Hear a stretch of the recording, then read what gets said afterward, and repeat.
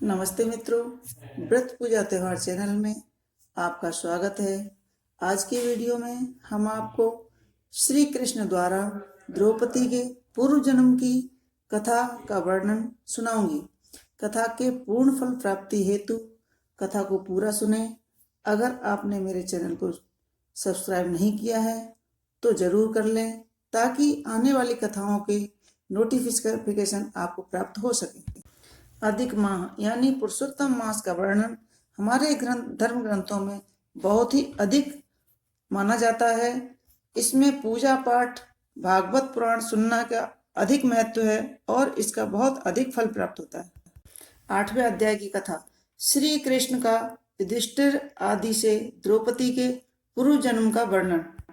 श्री सूत जी बोले, हे तपोधने, विष्णु और श्री कृष्ण का संवाद सुनकर नारद जी प्रसन्न हो फिर नारायण से प्रसन्न करते हुए बोले, हे प्रभु रुक्मिणीनाथ, विष्णु जब वैकुंठ को चले गए तब क्या हुआ, सो मुझसे कहो। श्री कृष्ण और विष्णु का सभी आख्यान सब प्राणियों का हितकारक है। ऐसे प्रसन्न हो श्री बद्रीनारायण जगत को आनंद देने वाले वचन बोले, हे नारद जी, रुक्मिणीनाथ, विष्णु ने वैकुंठ में जाकर अधिक मास को अपने पास ही स्थान दिया।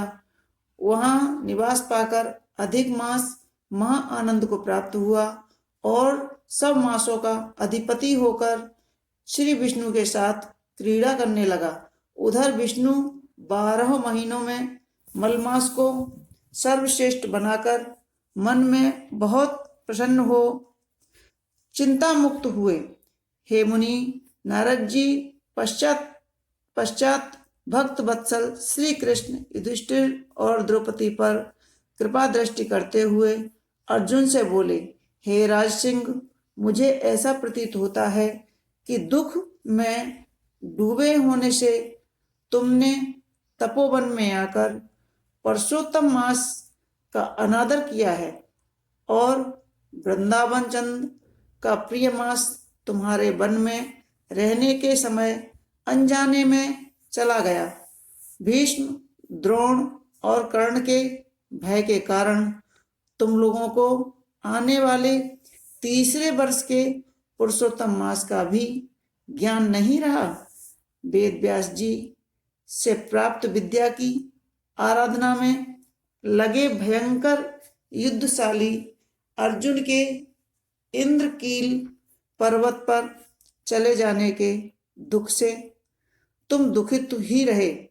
अब आप पूछें कि क्या करना चाहिए, तो मैं कहूँगा, भाग्य का सहारा लें, क्योंकि भाग्य का लिखा अवश्य ही भोगना पड़ता है।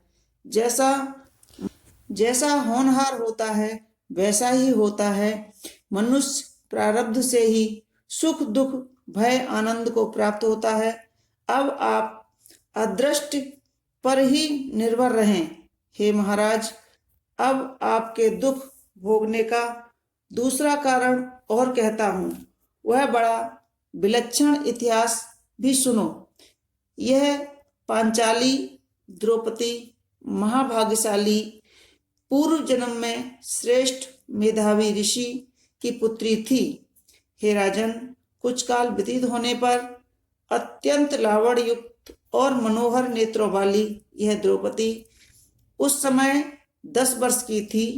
पिता के एक ही पुत्री थी जो सर्वगुण संपन्न और बड़ी ही चतुर थी। इससे यह पिता को अत्यंत प्यारी थी। यह पुत्र के समान ही रहती थी। इसने पिता का कभी तिरस्कार नहीं किया। यह साहित्य शास्त्र और नीति शास्त्र में भी बड़ी निपुण थी। इसकी माता के इसके बालेपन में ही मर जाने से इसे पिता ने ही पाली थी। एक दिन यह पड़ोसिन सखियों का सुख देखकर स्वयं भी पुत्र पौत्र की इच्छा करने लगी और इसी चिंता में रहने लगी कि मुझे भी सद्गुण संपन्न सौभाग्यशाली पति और सुख देने वाले श्रेष्ठ पुत्र किस तरह प्राप्त होंगे। मैं अब ऐसा कौन सा कार्य करूं जिससे मुझे ज्ञान हो कि किस देवता को पूजूं, किस मुनि के पास जाऊं या किस तीर्थ में जाकर रहूं। इसी सोच में रहती थी। मेरा भाग्य कैसा सो गया है। कोई भी पुरुष मुझे पत्नी रूप में स्वीकार करने को तैयार नहीं होता। मेरे पिता इतने योग्य पंडित हैं, परंतु मेरे भाग्य में उनकी भी मति मारी गई है, क्योंकि विवाह की अवस्था होने पर भी उन्होंने मेरे योग्य वर को नहीं ढूंढा। मैं कुंवारी होने से पति सुख से वंचित हूँ।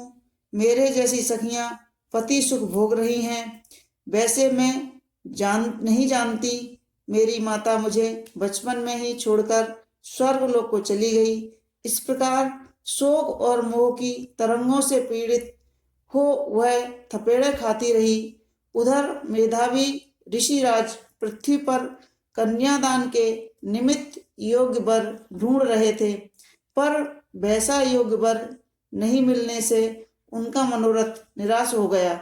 देवयोग से उनको महा दारुण तीव्र ज्वर आ गया और ऋषिराज का शरीर ज्वर के दुख की तीव्र ज्वाला से फटने लगा और जोरों से श्वास के ऊपर श्वास लेते हुए अचेत अवस्था में जैसे कोई मंद्रा पीकर लड़खड़ाते हुए गिर पड़ता है, आता ही हो उसी प्रकार घर में आकर जमीन पर गिर पड़े और पुत्री को स्मरण किया।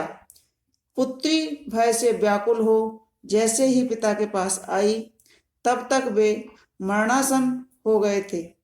देवयोग से एकाएक कांपने लगे और कन्यादान के संबंध में जो विवाह महोत्सव की कल्पना की थी वह नष्ट हो गई और पहले के किए हुए गृहस्थ धर्म के परिश्रम के प्रभाव से सांसारिक वासनाओं को छोड़कर उनने भगवान में मन को लगाया और वह मेधावी ऋषिराज श्री हरि पुरुषोत्तम नील कमल के समान श्याम वर्ण वाले त्रिभंगी मनोहर आकृति वाले भगवान को स्मरण करने लगे। हे रामेश्वर, हे राधा रमन, हे प्रचंड भुजाओं से दैत्यों को मारने वाले, हे अति उग्र दावानल के पान करने वाले, हे गोप कुमारियों के उतारे हुए वस्त्रों को हरण करने वाले, हे श्री कृष्ण, हे गोविंद, हे हरे, हे मुरारी, हे राधेश, हे दामोदर, हे दीनानाथ, मेरा बारंबार नमस्कार है। मैं भव सागर में डूब रहा हूँ, मेरी रक्षा करो। मुनि के ऐसे अंतर वचन सुन गोलोक से भगवान के दूत शीघ्र ही आ गए और मरे हुए मुनि का हाथ पकड़कर भगवान की चरण कमलों में ले गए। उधर वह ऋषि पुत्री अपने पिता के प्राणों को निकलता देख हाय हाय कर रोने लगी और पिता की देह को गोद में ले दुखित हो विलाप करने लगी। महादुखित हो दारुण रुदन करके कुर्री पक्षी की भांति विलाप करती हुई वह अपने पिता से बोली, मानो कि वे जीवित हों।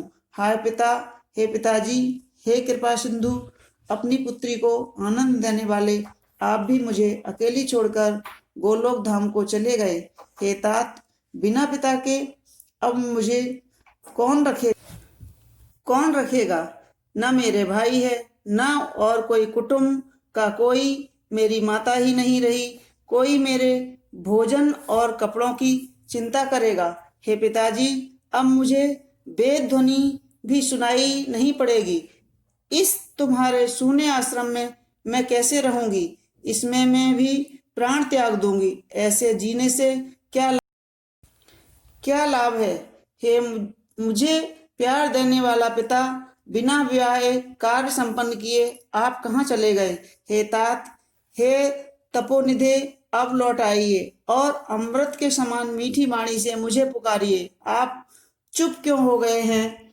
उठिए उठिए, अब सोए हुए बहुत देर हो गई है। इस प्रकार अश्रुधारा बहाते हुए वह अनेक प्रकार विलाप करती रही। जोर जोर से रोने की आवाज सुनकर वहां वन में रहने वाले ब्राह्मण आपस में कहने लगे कि इस तपोवन में आज अत्यंत करुण भरे स्वर से बिलख बिलख कर कौन रो रहा है। तब वे सब तपस्वी महर्षि की पुत्री का रोना समझकर और निश्चय करके हाहाकार मचाते हुए वहां पहुंचे और पुत्री की गोद में मरे हुए मुनि को देखकर वे सब मुनि भी रोने लगे।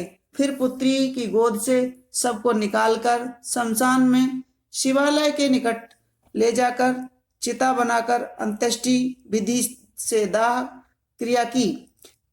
के पश्चात कन्या की अनेक प्रकार से समझाकर वे सब अपने अपने स्थान को चले गए। कन्या ने धैर्य धारण कर पिता को संपूर्ण क्रिया के लिए यथाशक्ति धन खर्च किया। वह श्राद्ध आदि क्रिया करके उसी तपोवन में रहने लगी।